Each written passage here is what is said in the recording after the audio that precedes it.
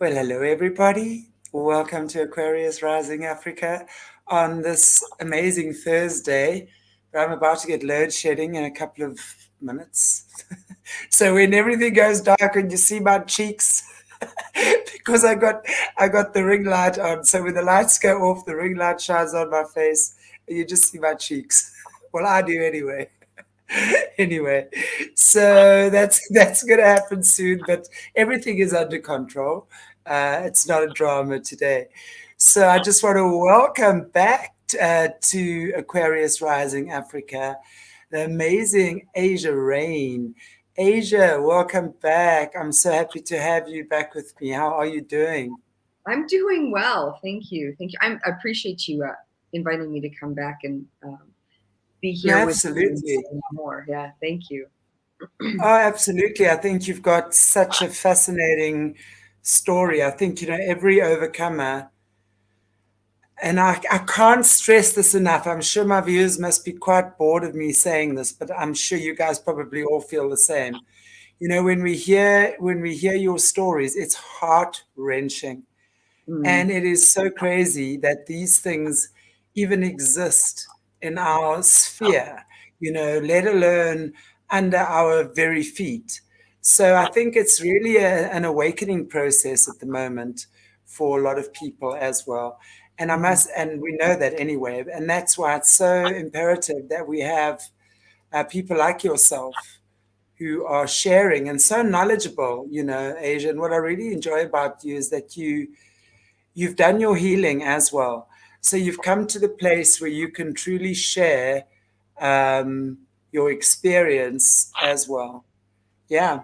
Um, Absolutely. Yeah. Thank you. Thank you for recognizing that. It took a lot of time and work and dedication and even money to get to this point. And I also feel like there is a very huge aspect of an internal desire to heal. And I think we all have that. I think that is just part of who we are as humans, that things that are misaligned are always leading us on how to become more aligned in our emotional, our mental, our physical, spiritual beingness.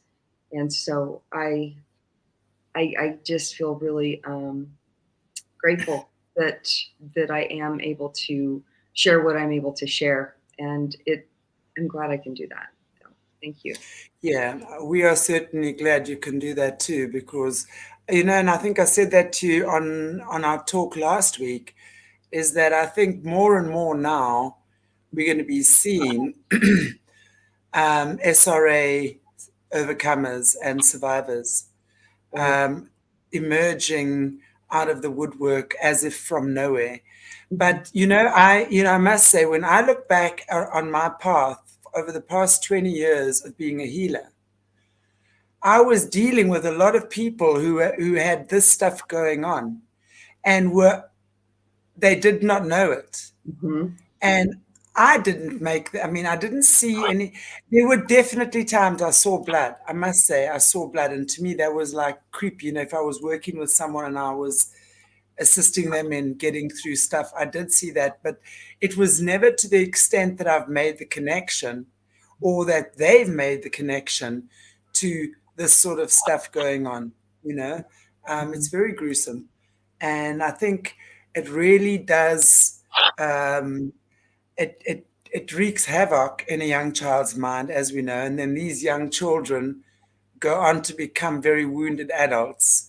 And Mhm. and that's when we look at the term woundology, because woundology really means that obviously if a child has been wounded um, emotionally, spiritually, mentally, physically, on every level as a child, they will carry those wounds and they don't know how to heal them.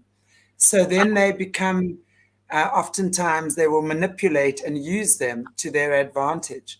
But, as adults, we get to the point where we realize it is our choice. We have to make the choice to heal or not to heal, right? Mhm. So if we continue the narrative that it's my mother's fault or my father's fault and they did this and they did that, we're going to continue creating for ourselves in that realm.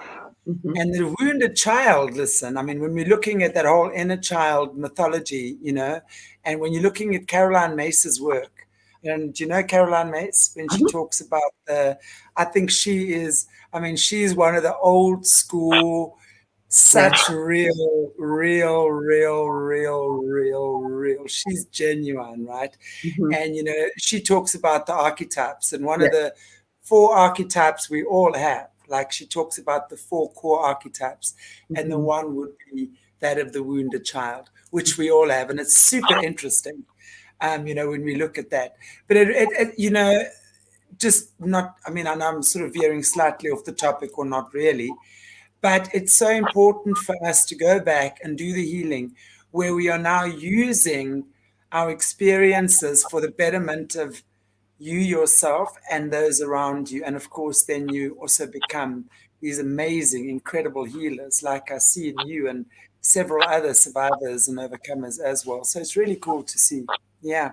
I want to kind of add to what you were saying there. I feel like because we're uncomfortable with pain and uncomfortability and all of the disharmony that we might be listening to or is going on in our lives or whatever, we're always seeking to find the solution so that we can soothe and ease ourselves, like just kind of like rest from all of the uncomfortability. And I'm using that word very broadly at this moment.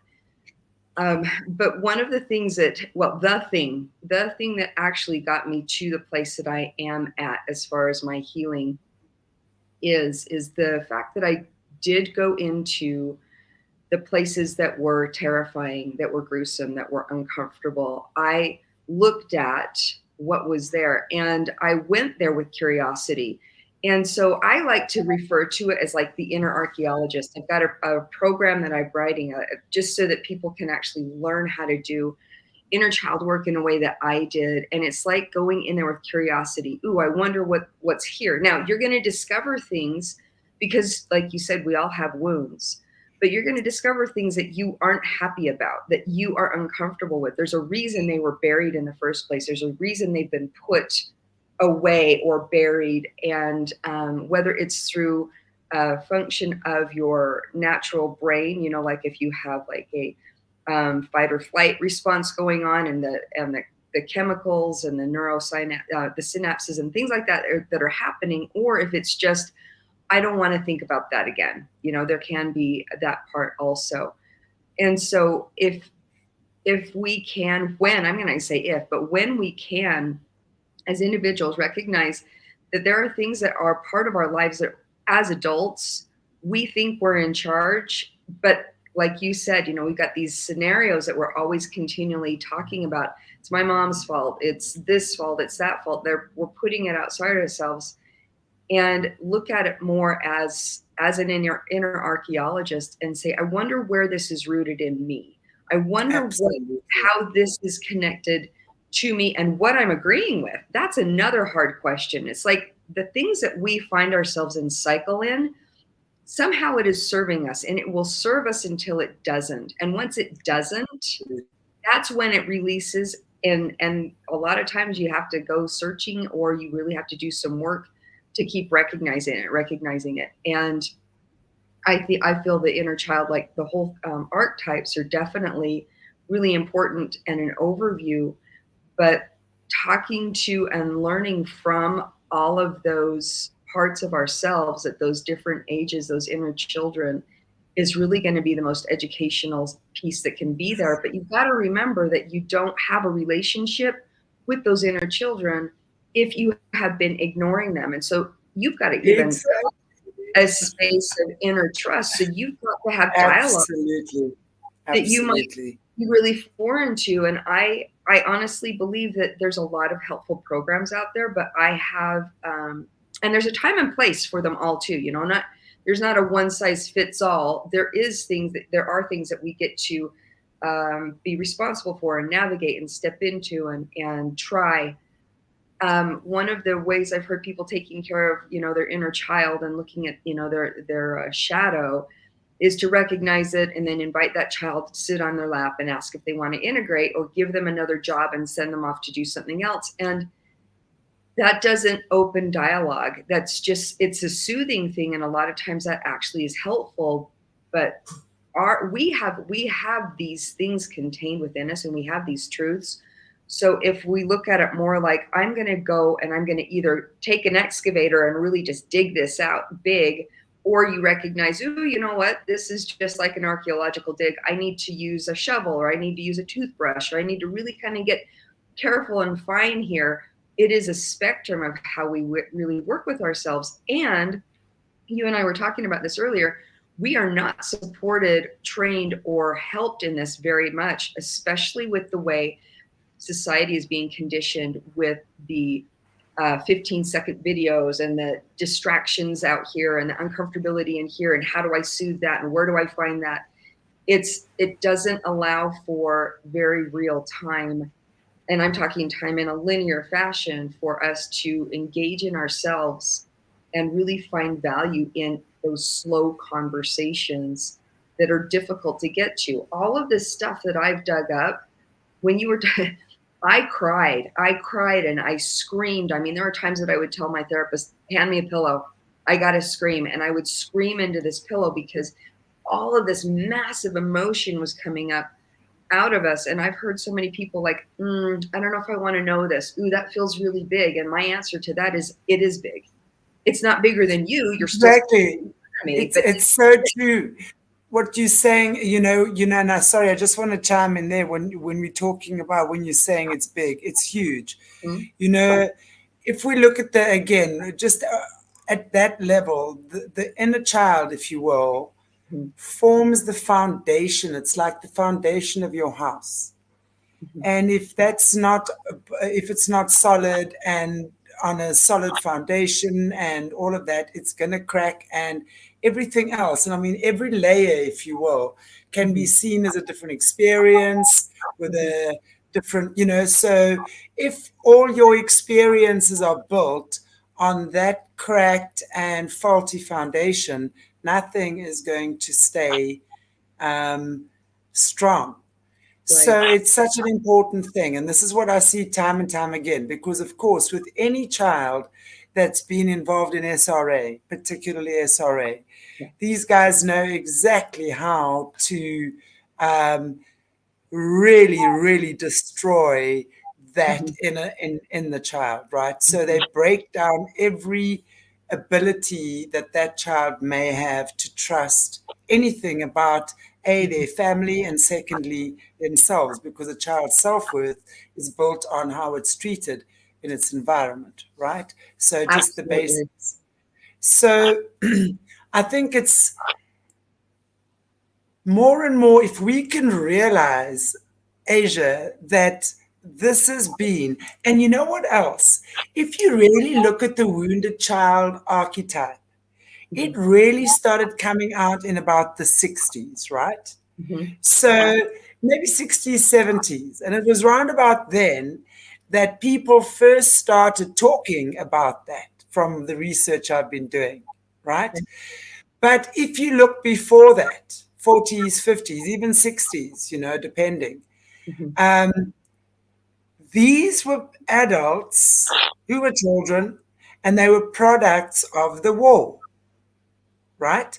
And at the same time, look at the 50s and stuff, when all the fairy tales, all these characters, the Disney characters, and the Mary Poppins, that life at home, you saw Mary Poppins, the nanny that just clicked her fingers and everything was clean and took them on wonderful adventures. Mom woke up with her lips perfect and her hair still, perfectly coiffed. Dad didn't have drinking or boozing problems and wasn't beating mom up. So everything that they were showing, that, along with fathers, especially fathers who'd come home from the war, many of whom had been PTSD. And you can imagine a child who was part of the baby boomers, because that's what it was when these guys came back from the war. For the first time, seeing their father PTSD, maybe screaming at night or going off pop, whatever, and suddenly Mary Poppins is that. So I want to escape into that and not this. So I believe this conditioning started a long time ago already, so that You know, when we look at how these guys work, right? When we look at how they work in terms of mass, Programming. yeah, I want to say programming, but there's even a worse word. It's like dumbing down, you know, Oh. dumbing down masses. So, yeah, and it's very interesting then. So, in conjunction with our wounded fathers and mothers, because they had to now take care of things when the fathers weren't there, exactly right, and conjunction with this whole media narrative in all these early movies and things we were seeing, that these families are so perfect. So Mhm. then come the 60s or the 70s, then for the first time, that's when the expression in the consciousness, the collective consciousness, right, starts raising its head. And Mhm. isn't that interesting when we see where that is all leading to now? So Mhm. it's so true what you're saying, that we have to get uncomfortable. Mhm. You know, and the thing is, they've continued that by giving our children all this cool technology. First it was video games that was seemingly innocent, you know, and now it's going into something a lot more depraved. Mhm. So it's so true what you're saying, you know, going back to everything, and especially with the SRA. I mean, as a kid that grew up in a normal home with parents that, you know, just had normal arguments, and you know, we Mhm. were stable. I mean, I come from a stable foundation. Hey, I've got my wounds. We all Mhm. have them, you know, to varying degrees. And some of them are brutal. They are brutal for some kids, you know. So it really is a gentle understanding, I think, of what that is, and understanding how powerful the wounded inner child is, right? Oh, And power. I can give one bit of advice to each and every person on this planet. If you are remotely interested in changing your life, in changing the way you do things, in changing your health, your well-being, I would say seek someone who does inner child healing. And you got to find someone good, because it's this is such a blasé or a passé kind of thing. I'd say, inner child, please, whatever, get Yeah. over it, you Right. know. And then we see the womb, the wounded womb as well, because then we look at our mothers who were extremely wounded in their emotions where the womb sits. Often they had horrible experiences with males. Mhm. We are grown in that little sack that carries all that stuff, the Mhm. energy, right?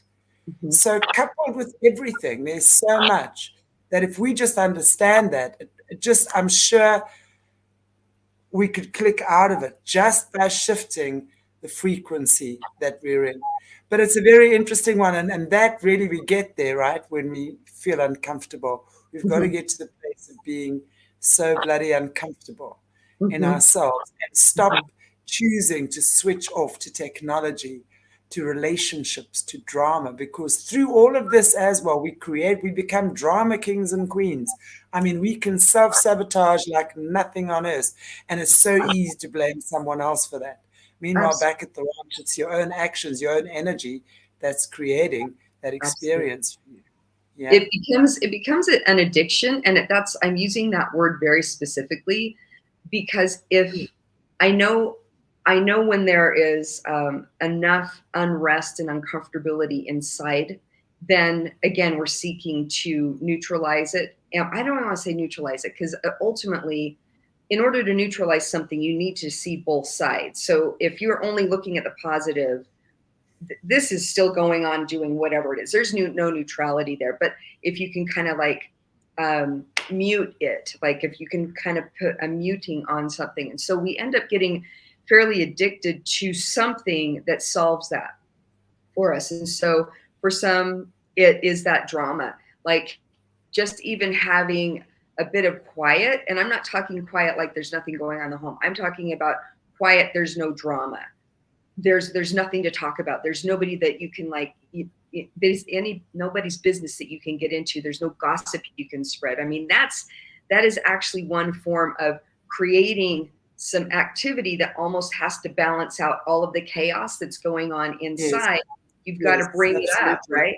So if this starts to have like, oh gosh, it's such a beautiful day, and look at the river, the first thing, look how nice all of this stuff, and your body starts to soothe. If you happen to have a thought that comes in and says, yeah, but I got to pay the bills and I got to, like all of that, that brings that up again. And now you're kind of in this frequency, and it's not a high frequency, it's a low one. But there's an adaptation. And in order to see this, you have to self-observe. Like, we really need to be aware of ourselves. And there are plenty of distractions to keep us away from that, even within our own minds. It's the good news in this is that we're capable. The reality of it, man, it's always here. it can be a very long journey, and you're teasing out like this massive ball of yarn that is just tangled. I mean, it's not even a ball of yarn. It's like, it's just a mess that you want to, turn into something that you can actually go, oh, okay, I understand all of this. And I think this is where the archetypes and all of the inner children and all of those voices and that kind of thing, it's so worth that time. And then you were talking about the trust, self-trust.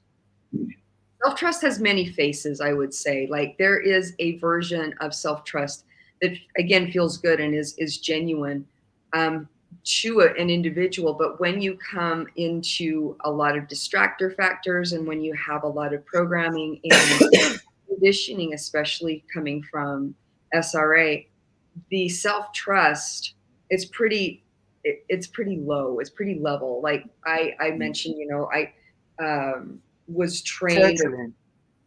Say that again. Sorry.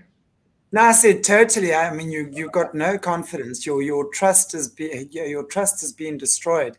There's absolutely, there's betrayal is the name of the game, and you shut up, or you or someone you love is going to get into deep, dark trouble. Well, they play again, like you said, they know exactly what they're doing. And there is an entire, like, if you want to think about a blueprint for all of the experiences that happen, there's like a master blueprint. Do this, this, and this, and this is how you will create a mind control slave. Start at this age, do these things, that kind of thing.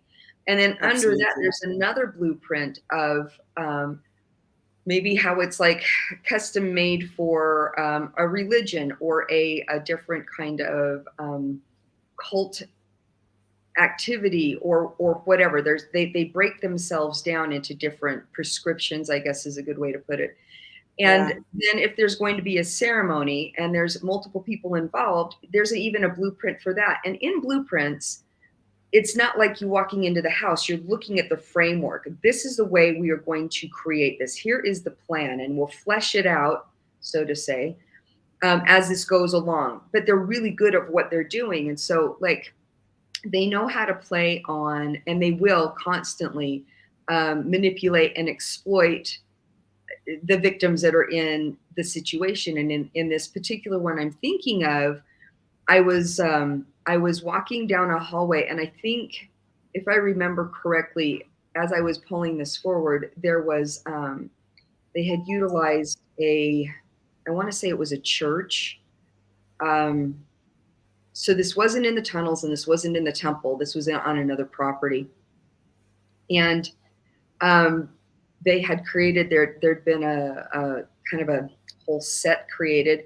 And in the Mormon churches, there are not only just meeting rooms and like a big kind of, I don't want to call it cathedral, but it's like they call it, it's the main meeting room. It's like the sacrament, where you have sacrament meeting and bigger meetings.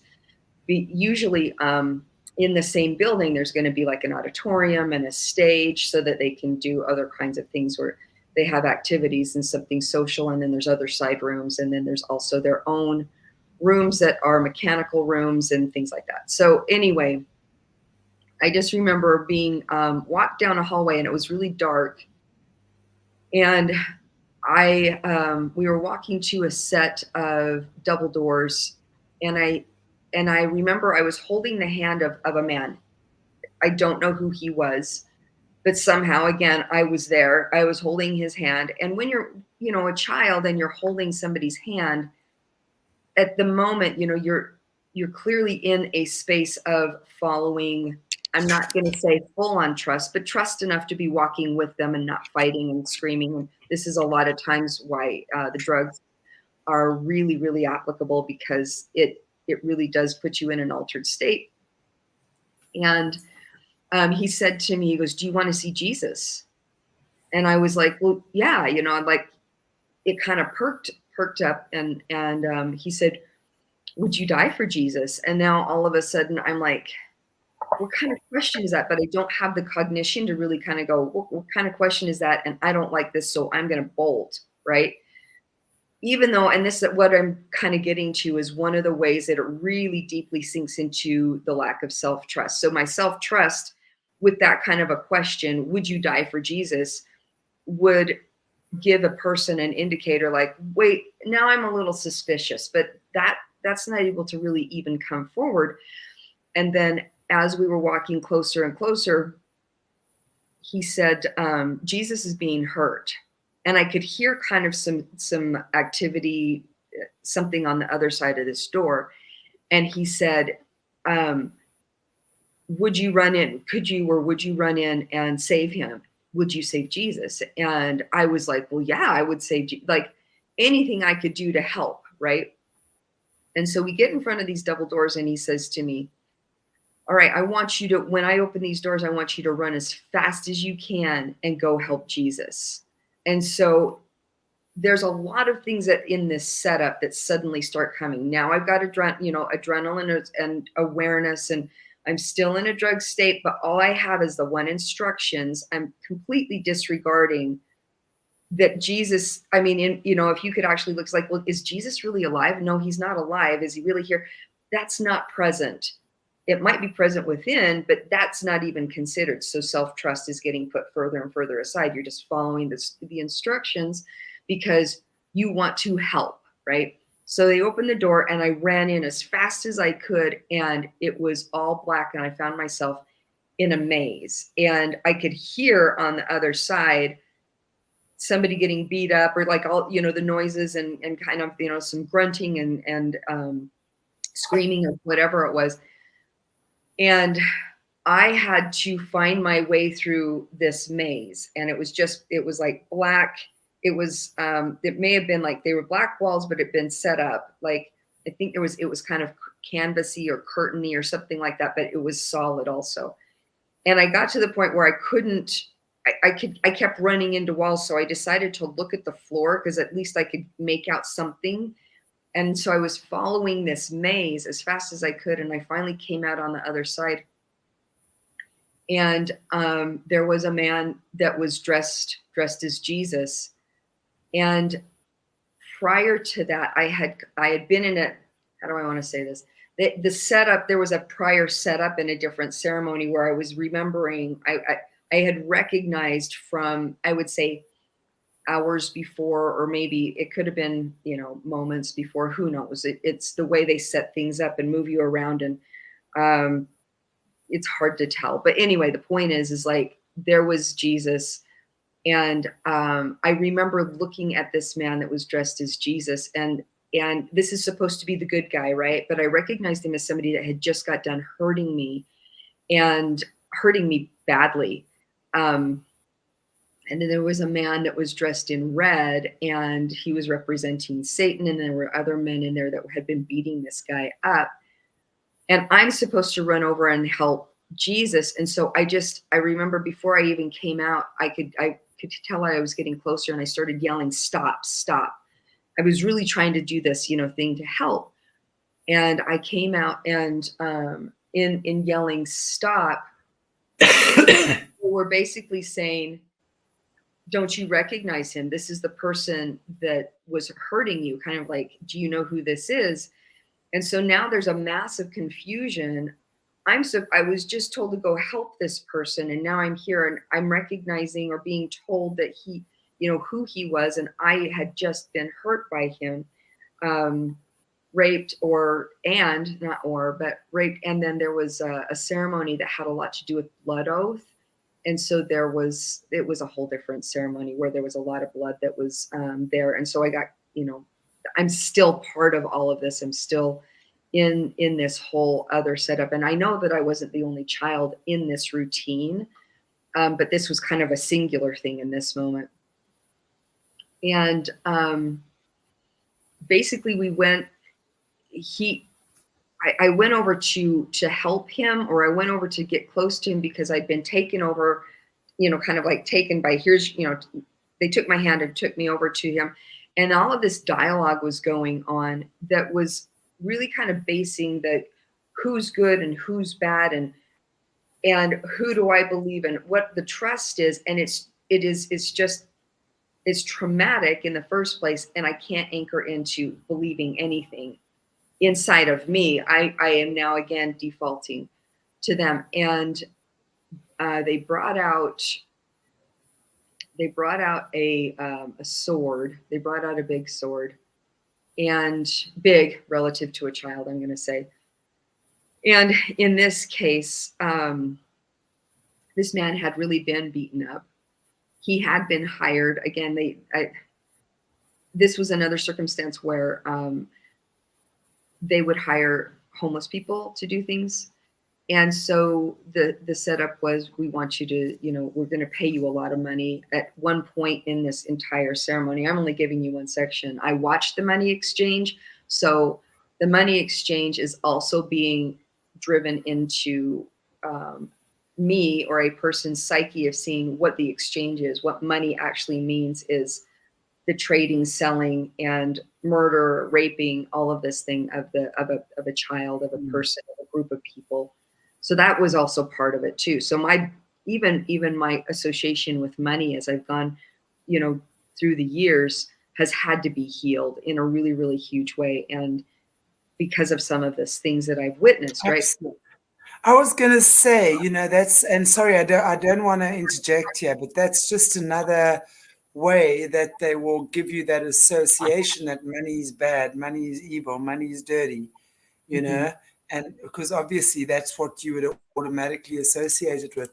But please carry on, Asia. So the basically where they went with this is, me as a good person started getting played upon. You know, you want to do the right thing, don't you? And it's kind of like, well, yeah, I do. And I remember I was still told that I was going to go help Jesus, and they brought out this sword and they said, we're going to do this together. We're going to rid you of the thing that had been hurting you. And again, I had seen that.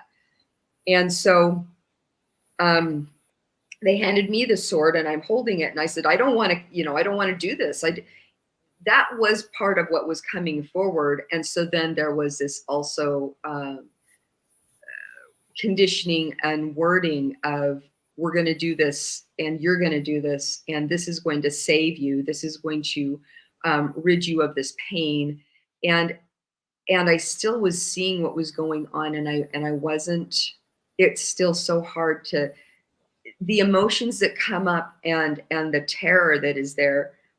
I'm relating death and blood and sword, and I want nothing to do with it. But I'm also they're also the men are saying, you know, like something completely opposite of what instinctually I want nothing to do with, which is killing this man. But anyway, I was right by him. And this person that you're now supposed to kill, I want to just clarify that this is Jesus, right? He's dressed as Jesus. And I knew him also because he not only dressed as, but he had been beat up and had thorns on his head, and you know, they had dressed him up as that too. So, and this was the person that had hurt you not long before that. So he'd actually raped you and then hurt you. So now the guy asks, do you want to save Jesus? And you obviously say yes. Run through a maze, hearing fighting and shouting in the distance. Complete psycho attack. Wow. And then you go in, and these guys are beating up Jesus. And it turns out the Jesus is the one who raped you not long before that and hurt you. So now you are being asked to save the person that hurt you, and that's Jesus. Yeah. So this complete mind twist of Jesus, who's this amazing biblical character, right? And Right. obviously, in a child's mind, you're taught all these incredible things about Jesus. Right. And now He's gonna be able this, to save you, right? Like the whole thing about Jesus giving his life for us, is it's a very confusing doctrine when over and over and over, I keep seeing how Jesus is betraying or betrays or isn't saving me or isn't saving anybody, isn't saving himself. And he's always the weaker of the two. So there's Satan that's dressed in red. There's a guy in red. There's Satan that's dressed in red. And then there's these other men that are in there. And they basically, Satan basically comes over and hands me the sword. And he says, here, we're going to do this together. Very calm and like, I'm here for you. I'm going to support you. And we went over and like put the sword right through the guy.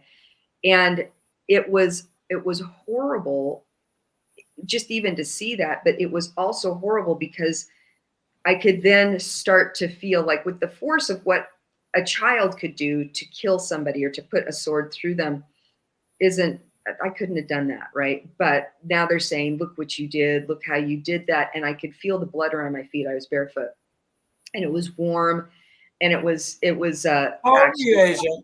yeah. How old was How I? old- That one, I believe I was, I think I was 7 on that one. So the guy they actually killed, you're saying, and the one that actually hurt you, he was a homeless guy Correct. that they'd gotten off the street. So did they make him hurt you? Is that what they did? They They paid would him they? to do it. They paid him to do it. Yeah. So there was money exchange. They had paid him to do it. And I had picked up as I was, I mean, and I have this fresh in my mind because I just got done reading the session. And one of the things that appealed to him, I'm not going to speak clearly for every person that is homeless. This is not what I'm saying. They can, through whatever programs that are available for homeless people, whatever state assistance, government assistance, there are homeless people that do go and take advantage of any of the health facilities that could be available to them. Like there are places that they can receive help. And so part of that is going to be like mental evaluation.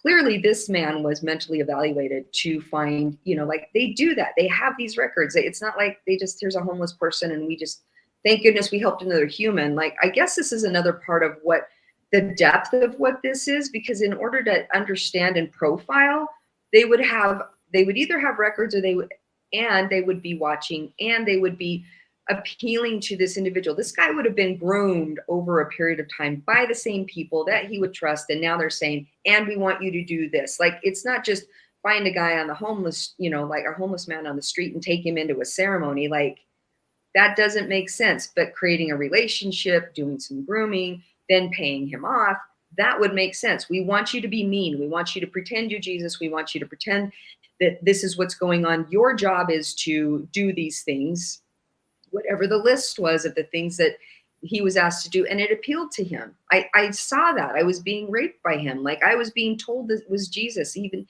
he didn't have to say a lot, but there was a lot of actions that were going on. And the men around me that knew all the scripting, that knew what they wanted to have driven into me and the other children there, were the words, this is Jesus. Is he saving you? Is he helping you? No, he's hurting you. Like it's a very real thing. And this guy, I think, is just feeling like he's part of a very sick program, and any kind of pedophilic, what is it, where they're filming it or whatever. Like there are just things that are created, and this is the way this one ended up. In the meantime, there's more stuff going on. They use the blood and they wipe it all over them and all over me. And I've got this blood oath that's going on. And that's what his blood was used for afterwards.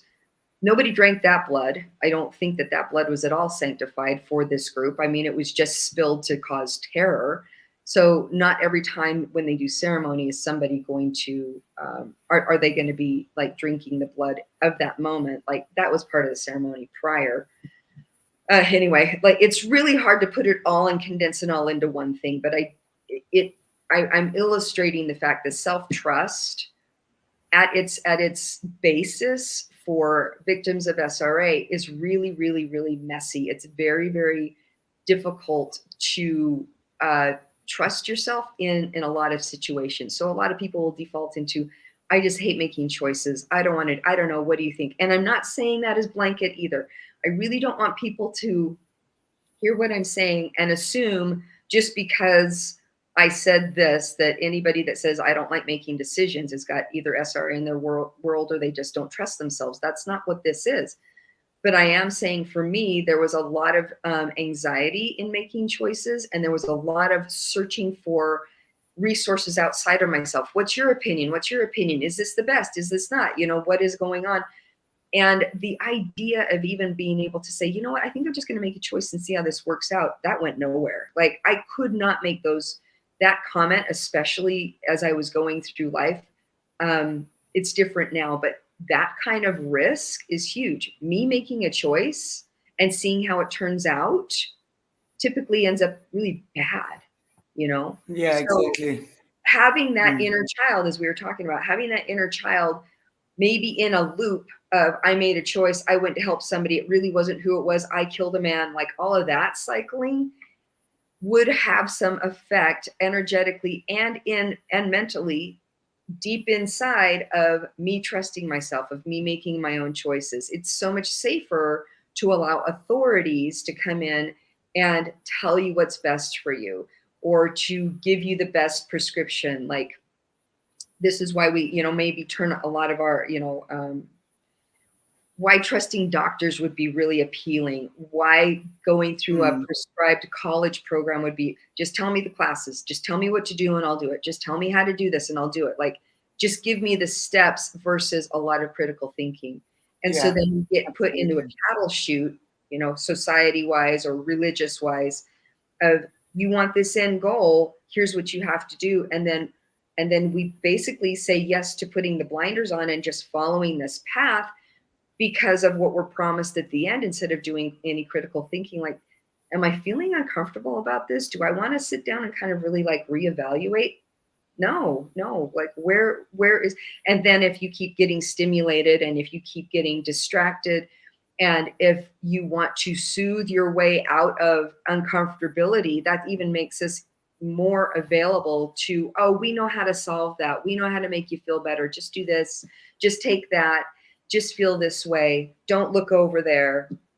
And then they just keep, they're able to continue doing what they're doing. So being able to talk to you and some of the other interviews that I've been able to do, and bringing out a podcast, and I eventually want to, write a book and putting a program together of how to do inner child work. All of that stuff is so valuable. And like you said, you believe, and I believe also, that there will be a lot of SRA victims that are going to be emerging more and more, because the programming is breaking down, because the collective energy is raising, because they're wanting, I think, again, humans are always on a path of healing, and they want to heal. They want to, move themselves forward into this. But there's also going to be resistance to that. This group of cult controllers do not want to lose their masses, and of course not. With their slaves. So they, so the fight is real, and that's the interesting thing that we're seeing more and more. The struggle is real, when it comes to people coming out, starting to talk about their traumas, starting to talk about their PTSD, starting to talk about the mental health issues, the physical issues. All of these things are not just mental. I mean, we're looking at illnesses like cancer.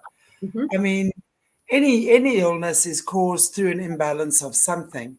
And, when, especially, I mean, again, going back to like the 60s and stuff, I mean, I know that birth control in South Africa came out, I think it was 1960 or 61. So we don't know the long-term effects, really, do we? Oh, it's only like, I mean, and that I know because that's my one sister's birth year. So we are now 2 generations since then, 3 babies on the way. We don't know what effect those hormones have had on our offspring and future generations to come. There's all these things that we've got to look at as well and understand that certain things have certainly been put into place to dumb us down Mhm. and to take advantage and to misuse and control, humanity. That really is the bottom line. I found very interesting, and I'm just going to divert a little bit, but it all relates. You were talking about in the church there would be the good guys and the bad guys, so to speak. And one day the good guy is the good guy, and the next day is the bad guy. Is that Mhm. what you're referring to with this the Jesus thing now? Yes. That yeah, and just mentioning that, I heard a testimony from, and as everyone here knows, I was accused of being a racist yesterday. Can you believe it? I was so shocked. That's just come into my mind. What I'm saying is South Africans are generally very shy to talk. And I'm not just talking shy South Africans, but African people in general. I've had several conversations with the possibility of bringing African and African people onto the channel, but they decline, because they're not ready to talk. So I was called a racist because of that. How dare I just have people of my own colors? I was so mortified. Anyway, what I was saying about that was that, one of the testimonies that I heard was from a South African guy as well, very similar to what you're saying. You're the only other person I've heard actually talk about that. And this is in the NG church here in South Africa, the Afrikaans church, the strictest, most hectic church that came here from our Dutch ancestors, right? We call it, yeah, NG Kerk.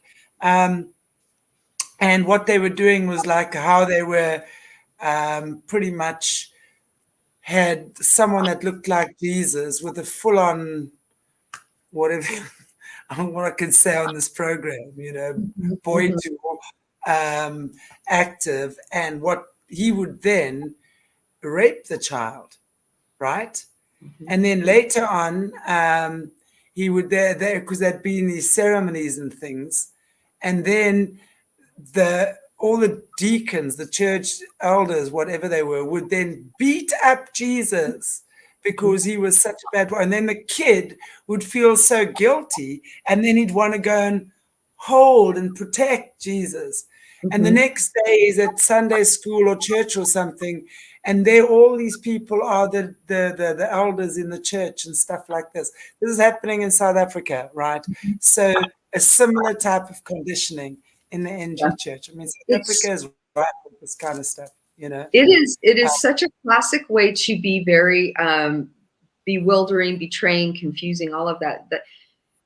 So just to even witness that kind of violence, for me to witness it, for that testimony that you heard, for that child to witness that too, these people that are leaders, they're the clergy, they're your father, they're your mother, Yes, there's the church leadership. yes, They're seeing this kind of violence, and they're on Sunday they're talking about loving Jesus and having all of this direction towards Jesus, and yet you had just seen them capable and very active in being very violent, very gruesome. Who do you trust and what do you trust? And then in the meantime, exactly. you're going to demonstrate who it is. Well, you trust us, or you trust, Lucifer, you trust Satan. This is where you want to align your loyalty to, because I have just saved you from this terrible thing that happened. And by the way, where was Jesus? Where was your God? Did your God show up Exactly. and help you? Not at all. Mm. So all of this is just shredding and severing relationship with deity, and that deity, God, Jesus, anything that feels divine, angels. I mean, they do things around angels. It's same idea. It really penetrates your soul, your human soul. Who do I trust? Well, I'm praying and I'm not getting my answers, so clearly something's wrong with me. Or is there really a God? And like the whole confusion that is created with this. And it's hard to know what to anchor into. So it's easy to get, influenced and blown around. I am going to say that I believe each of us carries a very, very core God spark, and that is never, I have not talked to anybody that's ever been able to be accessed, buried, or locked away, or whatever. But as far as a human soul, a human, that even if they're creating and doing heinous things, that is still in there. I feel like everybody, like humans are still reachable as long as you're not, I don't know, it gets nuanced. But the point is, even though that's there, it gets buried, it gets insulated, it gets severed. Like there's things that create an isolation and a separation from yourself, from, and then parts created. So now all of those parts are separate. And like the journey to come to really understanding and being cohesive as a person, as a self, is really, really nuanced. And then finding that and connecting that with the divine and what you trust and what is truth and all of that. It is a lifelong journey. I really don't see that it's not worth doing. Like I see that it's worth and valuable for every person to really dig into learning more and more and more about themselves and trusting themselves and defaulting to that, so that you've got something to work with, and know that you're going to make a lot of mistakes, and the mistakes are feedback, because at least you're going to see what's driving you. And I kind of did get a little bit distracted or diverted there. But I really do want to say that the setup is really thorough, and the setup is a continual confusion of who's rescuing you, who's taking you, who's hurting you, who's not. You could even be being raped by somebody and beaten and tortured, and then another person comes in, is another presence is introduced, and suddenly they're coming in, and the person that was just hurting you now comes in as your champion, so you trauma bond to that person. It's an emotional, physical, absolute. It's yeah, it's complete. I mean, gaslighting is not the word, but I mean, no, it is. Wow, this it's poor. gaslighting. For sure. I mean, gaslighting is part of it, but the other thing that they do know, and I wanted to bring this in there, is even though you're under as a victim, you're in those circumstances, and you're under the influence of a substance, of a drug, and trauma, and all of the stuff. They bank on and they count on you hearing all the words they're saying. So if there's, like, I've had circumstances where they have pretended to stab me, right? Like I see the sword or I see the knife and I see whatever, and there is a sensation in my stomach, right? I just earlier drank something and they've timed it, now I'm going to have a bellyache for sure because of what's going on inside of my body. So that's part of it. But it doesn't take much to actually take something cold and pointy and push it into your stomach. At the same time of, like, bringing a knife down kind of idea. So the association is, oh my gosh, I've been stabbed.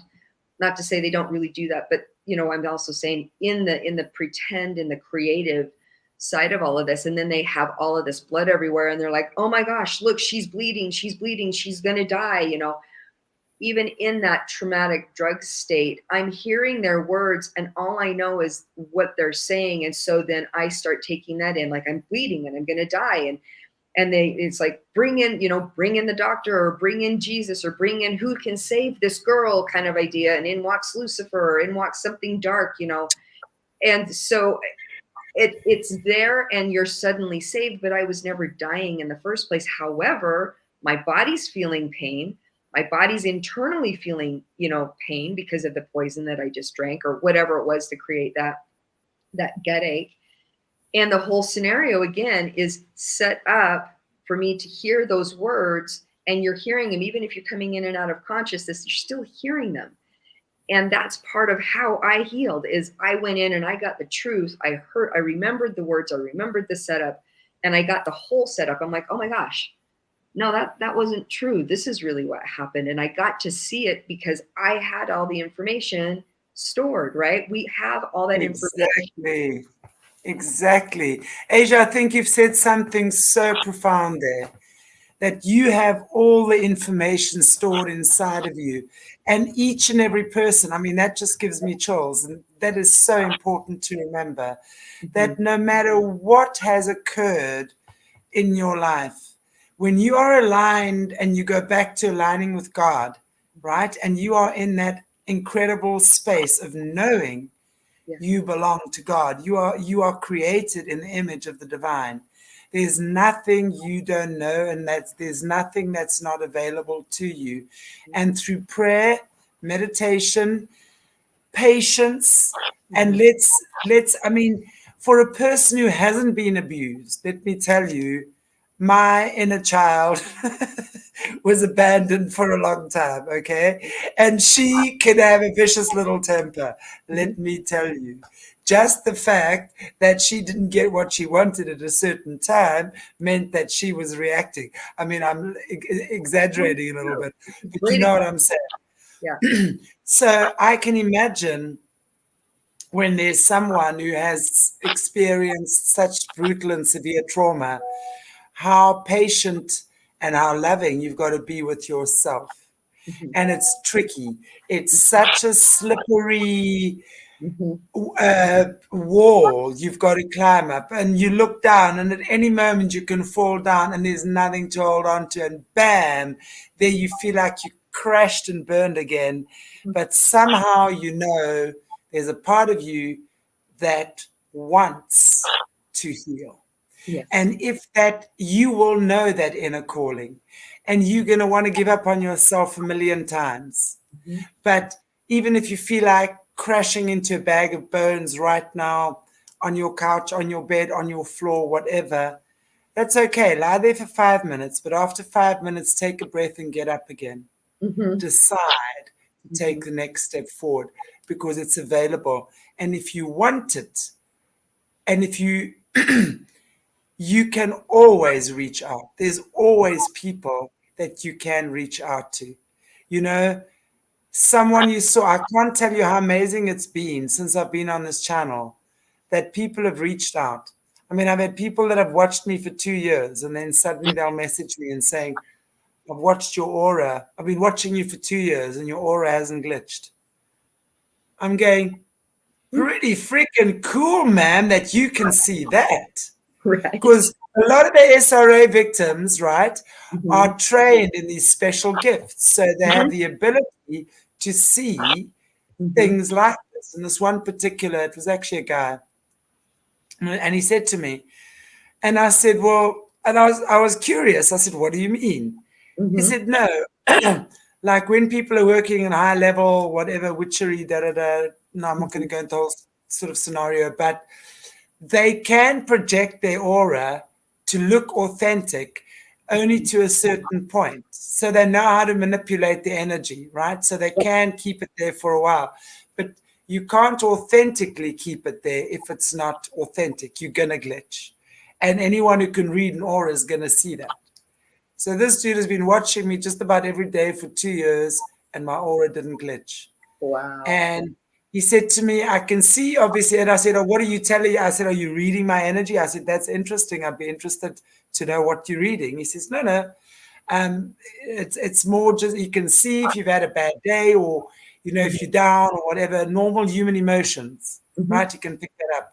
But you can tell when he can tell if the person's authentic or not. And he had lots of reservations about me in the beginning. But then after watching me for 2 years, he figured out, no, she's authentic. And I've done a lot of work with him, lots and lots of work with him over the last, it's been about 1.5 years now. Wow. So you've said some important things there as well. Just knowing that there are imposters, there are ways to manipulate energies, there are trainings, there are gifts.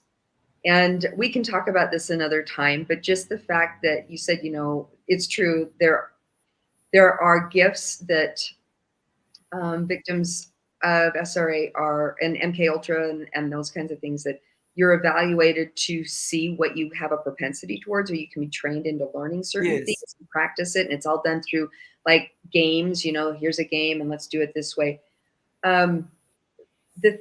there are people out there that really feel like they've got some great gifts, and I would say that they probably do, but I would also ask that you could look at what it is and where that began and how that began. And if here's where it gets nuanced, if you are an SRA victim or you are a victim of some kind of training, it's going to be repressed more than likely, and you just have this really cool gift. But if it was created in a manner that was nefarious and sinister, my desire, if I, when I recognizing that thing, is to not be working from that space, but actually shut that down, like get those memories, rewind that programming, undo, what you need to do there so that you can come back into alignment and then work from a space that's aligned with God and light with those gifts.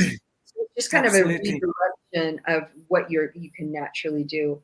And the last thing that I want to actually say is, from everything that I want to share, I want to remind people that we're capable of doing this and we're resilient. And the times that you really feel defeated, feel that. That's a very real emotion. You can feel that for sure. Getting stuck there or staying there or finding meaning and purpose there, that would be something to look at, because we really are capable and we really are resilient and we can do this. So I just wanted to kind of let people know, it's like, hey, if you're in space, agree. Know that. Because, life is all about the meaning that we give it, isn't it? So when we get stuck in our wounds, we become the wound. We give our life the meaning of being wounded. And even though that is indeed a aspect, right, of what your life has been about, one of the things that for me, my fiance was killed in a hijacking, and that was my catalyst to do what I do. Although I've always had the gifts growing up, but that was for me, because after that happened, it was like, what if today was my last day on earth? How would I like to live it, and what would I like to do if I knew?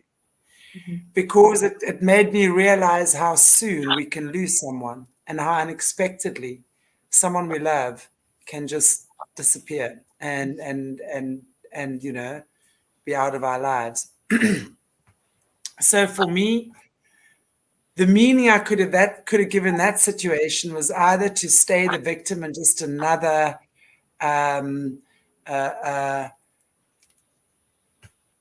situation in South Africa, because I could either then become the victim of a situation like that, which turns you into a villain, and you become that, that's where woundology sets in. You then use that as your meaning for life, right? Or we can turn these things around. For me, there was no option. And it's like I say, when he died for me. Wow. Because his spirit is so strong in my existence. There will be moments I smell him, and he has given me so much information over the years, just every now and again. I can't explain it. Anyone who's had someone close to them and who's aware that there's life after death, because I don't believe that we die and go to heaven or hell and that's it. Never. For me, I believe God gives us many opportunities to experience life on earth, and every time the spirit lives on, every time we get a different body in which to do it. And it's like Rocky 1, Rocky 2, Rocky 3, Rocky 4. What about Rocky 66 now, isn't it? Sly's still alive. Hasn't Sly got grandkids by now in Rocky 66? Are they all boxing? I'm kidding. Yeah. So for me, that's what it is. And I understand, that through that experience, so we get to continue to experience life. And, we are never, ever given up on. And for me, that got me through those times as well. And to realize that, that situation for me was the turning point in my life in a massive way, because it was in that time I realized I could sink or I could swim. And I chose, and it's because of that I do the work I do today. It's because of that my healing path accelerated in an extremely, massively quick way. God was giving me information that I didn't even know where it was coming from. I'd wake up at like 1 o'clock in the morning, and I just knew I had to write. And then it was like I could see the body in front of me, and I could see how the cells, the mind, everything. So all my work is my own creation. And it's so weird because that was like 20 years ago. Now I'm seeing people say the same thing now that I was saying 20 years ago. Do you know what I'm saying? And I'm going, nice to see you guys catching up. Sounds arrogant, I know, sorry. No. And I've really had to tone myself so down over the years because, I would see something and I would just immediately know and go that, and that. And they go, what? And I go, okay, don't worry. It's all right. It's all right. It's all right. We'll talk next time. But it's really an amazing, when we realize that life is such a beautiful opportunity for us to be reborn every single day, be reborn with a new idea and a new version of who we choose to be today. Yeah. And I think this is what these people have been trying to dumb us down to. I did an arrow drop a week or two ago where one of the guys was saying about the 21 lizard star seeds just on this side of the galaxy. And when these guys, the reptilians, and when they take over planets, they literally dumb the inhabitants down because they need slaves. That's what they've done here, and it's been done since the 50s, what I'm told, when Eisenhower sold out. But of course, I agree that probably happened. I mean, who knows, it probably happened long before then. But the bottom line is, and what he was saying is that there's one thing that we have, and that's why they're after us, right? That they don't have. That is consciousness, right? We have consciousness that these guys don't have. So as we raise our consciousness, we raise our heart frequency, which then it's like, as we raise, imagine being this beautiful cloud that flies up, right? And then this lead fist of the reptilian trying to bite you, or the lead jaw of the reptilian it can't bite a cloud. It can't. The frequency is different. So we have to aim for that, because then no matter where on this planet we are, and we can share a planet. We really can. But our paths are not going to cross. And that's what I'm saying. So it's like raising our consciousness, starting stuff in communities, sharing, caring, linking arms with each other and standing up together and, just being this amazing community. It's really just, that's how we're going to do this. This is why the inner healing is so important, in my opinion, because the parts of you that do have either the angst, the conditioning, the programming, the whatever that is unseen to you, that can't keep. It's like sandbags on a hot air balloon, right? Like just these sandbags, these different scenarios of trauma, of fear, of anger, and all of them can serve us because we have consciousness, just like what you said. But the things that are unseen, that are really just anchored into our bodies, into our souls, into our aura, all of that, if we don't take the time and don't see it as important enough to take the time to look at and to release and to be aware of, then you're floating. Instead of being able to float high, you're kind of floating at a lower level of consciousness, and more easily accessed, or more easily pushed around, or even anchored. And so the more that we actually can release those things that are not actually natural to us, we don't need to anchor and hold into those things, but cutting away the energies that are like acting like sandbags, so that we can actually be in a neutral place and neutralize ourselves. that can happen. And I do agree with you on that. You know, it is about Absolutely. consciousness. Absolutely. Self-work has Absolutely. to happen to be able to let us link arms in that higher way. Indeed. And Yeah. and the first step is forgiveness. Guys, we cannot do this because forgiveness releases resistance. And I'm actually doing an amazing workshop where we talk about all of this at the moment. So Fabulous. these topics are all very close to my heart as well. Anyway, Asia, we've had such fun and amazing time with you again today. And we're going to have you back again.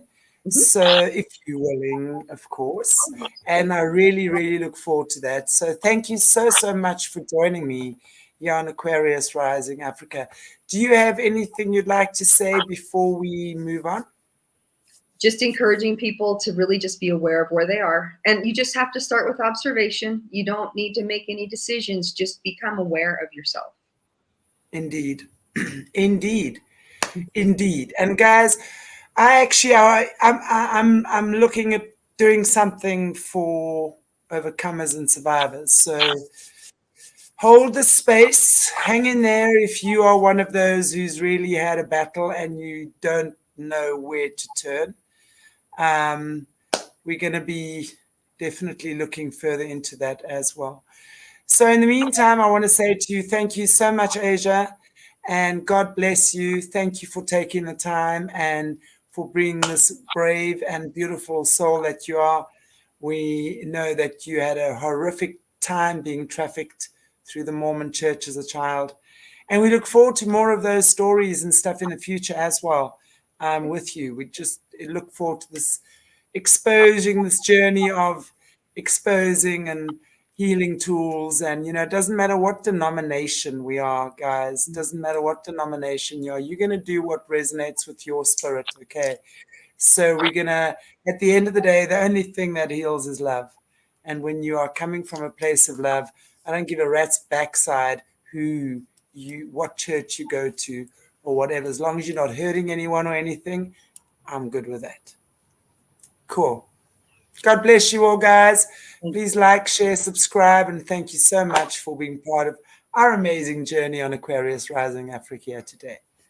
We'll see you soon. I'll see you tomorrow. I'll see you guys tomorrow. I'm hanging out with Bryce and Catherine tomorrow, and then I'll be doing the arrow drop as well, which will probably be live.